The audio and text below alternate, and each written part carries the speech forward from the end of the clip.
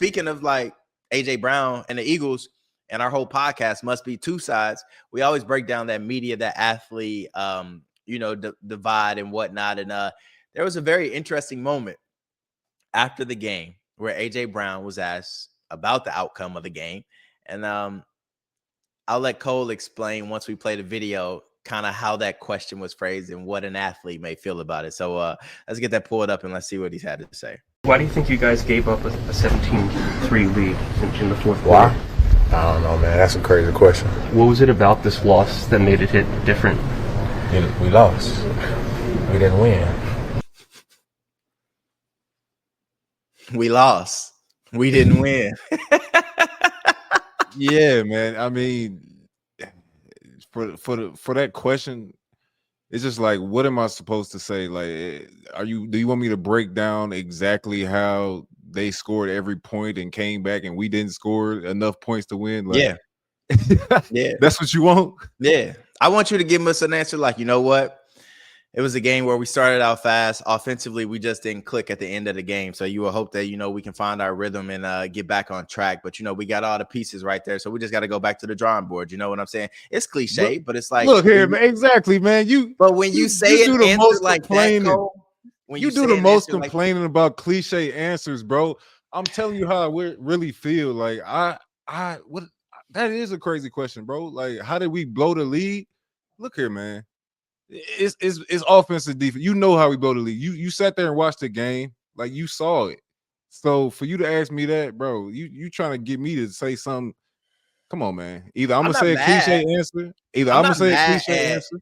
His response. I'm not mad at that. Would I have asked that question? Nah, I wouldn't have asked that question. It's kind of easy to know how they lost the game. They couldn't stop the run. They couldn't stop Bo Nix at the end of the game.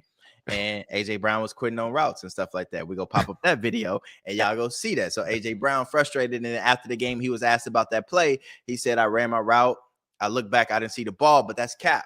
Because when he looked back, he saw that ball. He's like, "Oh crap, I got to keep running because I just eased up." And we all know the number one rule as a wide receiver: you never stop running your route because you never know when the ball is coming. Now, providing context as a former receiver, I understand when you run 30 to 35 routes a game and that pill ain't coming your way, you like, I ain't finna be sprinting every single play. Like, you know what I'm saying? Like, I may take a play off, which is not okay, but it happens. So I understand why he did that, but there's consequences to those actions. And if he would have kept running, sprinting, AJ Brown probably pulls in that pass from Jalen Hurts.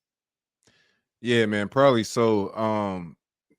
First of all, he had 5 catches up to that point. So it's not like the ball wasn't coming his way at all. They made a concerted effort to make sure AJ Brown was touching the ball. Like he didn't have that many yards, so it probably wasn't just huge plays like he wanted it.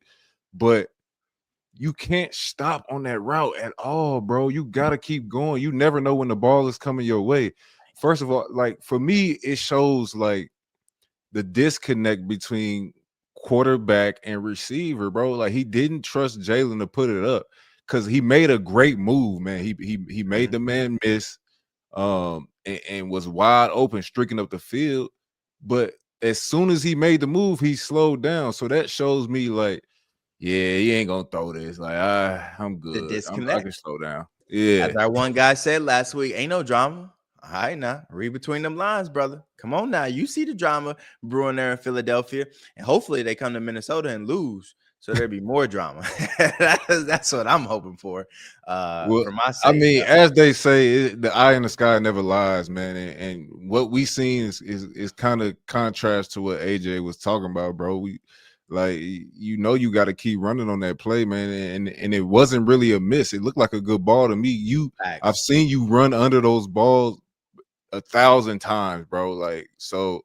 That's what I'm saying. Like, if y'all look at the play, like, I feel like the ball landed maybe 5-6 yards in front of AJ, and knowing his speed, if he doesn't ease up where he eased up, that's 2 steps for him. He's covering 5 yards in 2 steps. Like, that's a touchdown, I feel like. So, AJ, got to look in the mirror on that one, I feel like, brother. But we support you. I hope you get the pill, man, just not against the Minnesota Vikings.